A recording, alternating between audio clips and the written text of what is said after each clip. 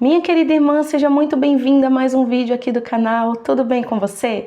Eu espero que esteja tudo bem. E se você ainda não me conhece, muito prazer. Eu me chamo Elaine Teodoro e aqui no YouTube eu compartilho mais sobre Jesus e vida cristã, com o intuito de edificar a sua vida. Se você fizer um tour aqui pelo canal, eu tenho certeza que você vai encontrar conteúdos que vão edificar a sua caminhada de fé. Já aproveita, se inscreve e ativa as notificações para você não perder nenhum conteúdo novo por aqui e também deixa nos comentários o que você tem achado dos vídeos. Curte, compartilhe e também comenta com uma amiga muito querida. O vídeo de hoje está muito interessante porque nós vamos falar sobre comparação, algo que pode nascer de forma sutil, mas com o passar do tempo pode acabar roubando a sua alegria. A comparação é algo que todo mundo já passou na vida, ou seja, se você nunca se comparou com ninguém, uma hora provavelmente você vai se comparar. Principalmente nós mulheres, e isso pode acontecer em qualquer área da nossa vida. E é interessante que a comparação ela pode nascer disfarçada de um sentimento de admiração e sem perceber ela pode acabar evoluindo para uma comparação e aí por diante pode acabar virando outras coisas como a falta de contentamento, pode virar inveja ou soberba. Você vai me entender melhor no decorrer do vídeo. A comparação também não é algo de hoje, ela existe desde que o mundo é mundo. E a gente pode observar isso lá no início, com Caim e Abel. Um ofereceu a Deus um sacrifício com sinceridade e o outro por obrigação. Ao ver que o sacrifício do irmão havia sido recebido e o dele não, Caim sentiu o que muitas pessoas sentem: raiva, frustração e inveja. E ao invés de olhar para dentro e reconhecer os seus próprios erros, ele mirou diretamente no irmão. E o final da história você já conhece. Isso aconteceu também com Lia e Raquel e muitos outros exemplos bíblicos. Isso é para você perceber que a comparação existe há muito tempo. O que acontece nos dias de hoje é que as mídias sociais tornaram isso um pouco mais claro para todos. Então as pessoas praticamente expõem as suas vidas nas redes sociais. E vale ressaltar aqui que tratando-se de rede social, você só vê aquilo que a pessoa permite que você veja. Então muitas das vezes a vida perfeita de alguém que você está vendo pode não estar tão perfeita assim. Porque convenhamos, ninguém vai para o Instagram ou para qualquer rede social para mostrar problemas. Então a vida de alguém que você está vendo nas redes sociais não é parâmetro para a sua. Um outro ponto que eu quero falar aqui para você também é que nos dias atuais muitas mulheres estão exercendo grandes ministérios na casa do Senhor, seja ele na área do louvor, da palavra, do discipulado. E isso é lindo e maravilhoso, mas muitas das vezes a gente vendo toda essa notoriedade que essas mulheres têm recebido, começamos a menosprezar o chamado que o Senhor colocou na nossa mão muitas das vezes por ser mais simples do que o delas. E achamos que aquilo que nós fazemos para o Senhor no secreto, ou muitas das vezes mais simples, tem menos valor do que o que essas mulheres estão fazendo. E como eu disse aqui, a comparação pode vir disfarçada de admiração. Então entenda bem, não é errado você admirar essas mulheres, mas passa a ser errado quando isso vira uma comparação. Existe uma frase da escritora Richella Parham que ela diz: quando a comparação é mal empregada, ela se torna o ladrão da alegria. Você pode encontrar essa frase no livro O Mito da Perfeição. E ela fala nesse livro o quanto a prática da comparação é algo exaustivo.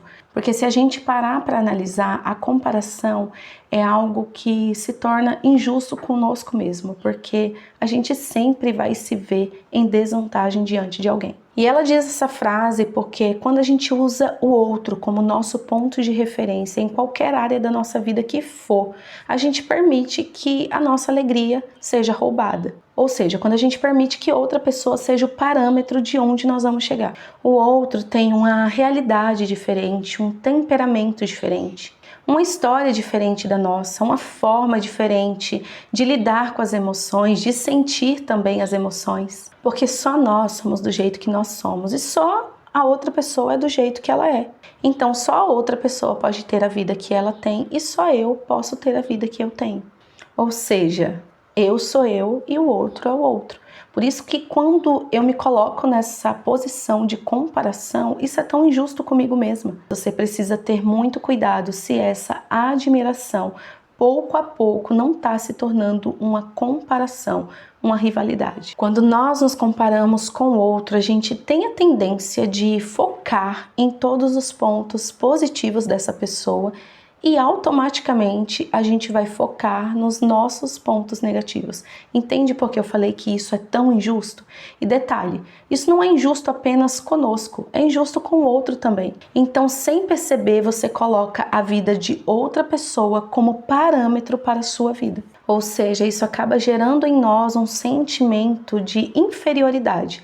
A gente olha aquilo que a pessoa tem e pensa: eu não sou assim, eu não falo desse jeito, eu não me expresso dessa forma, eu não sou tão bonita quanto ela. Então eu não sou digna de me sentir amada, de me sentir querida, porque eu não sou como essa pessoa é, eu não faço como essa pessoa faz. A gente imagina que, como nós não somos daquele jeito, as outras pessoas também vão nos ver com desinteresse, com desaprovação. E quando a gente se compara com o outro, a gente tem a tendência de focar também nas nossas carências, naquilo que a gente não tem, ao invés de olhar aquilo que nós temos, aquilo que nós já fizemos. Porque nós não precisamos ter todos os dons do mundo. De repente você é boa em cantar, mas não é tão boa assim de se expressar. Ou talvez seja o oposto, você se expressa bem, mas você não é tão boa cantando. Ou se for numa matéria curricular, você é muito boa em língua portuguesa, mas não é tão boa assim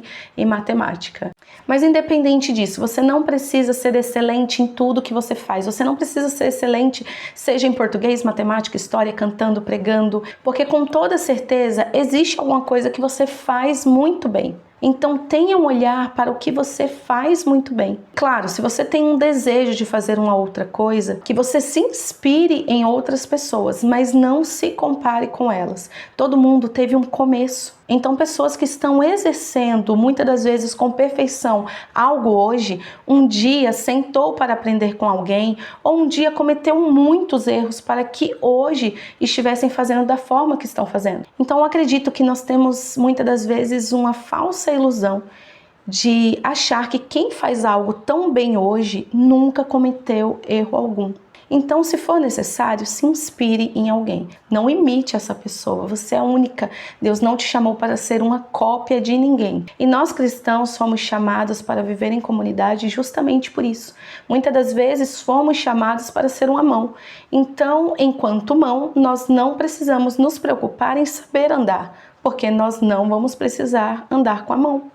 A função de andar é do pé, de manter o equilíbrio ali é do pé, enquanto a nossa função é de pegar as coisas, de segurar ou fazer alguma coisa manual. Você consegue me entender? Isso não quer dizer que nós vamos viver sem o pé e nem o pé sem a mão, mas que cada um vai fazer bem feito a sua função se ficar focado naquilo que ele precisa fazer. E eu vou te dizer, quanto mais o pé andar, mais excelente ele vai ser na função dele. E quanto mais nós utilizarmos a nossa mão naquilo que precisamos fazer, mais excelente seremos na nossa função de ser mão. Imagina se o nosso corpo, o pé, decidisse ser a mão e a mão decidisse ser o pé. Como que nós estaríamos? Isso nos mostra que aquilo que você foi chamado para fazer tem sim um grande valor para o Senhor e para a obra dele. Isso nos mostra também o valor de poder contar com o outro e que o outro também possa contar com a gente. Nós precisamos aprender a celebrar tudo aquilo que o outro faz de bom. Porque Deus deseja fazer algo específico na minha vida, mas esse momento ainda não chegou e o outro está sendo abençoado, de repente em algo que eu considero legal, bacana. Então celebre o que Deus está fazendo na vida do outro. Isso vai proteger o seu coração de sentir inveja, por exemplo. Porque a comparação ela pode te levar a sentir não apenas inveja, mas ela pode também, de repente, fazer você se sentir soberba diante de outras pessoas. Porque na comparação, ou você vai se sentir menos que alguém, ou você vai se sentir mais que alguém. Então, como eu falei aqui, proteja o seu coração de sentir essas coisas. E celebre a vitória que os outros estão recebendo também. Então, para encerrar esse vídeo, eu quero deixar a seguinte frase para você. Você não foi chamada para impressionar, e sim para abençoar.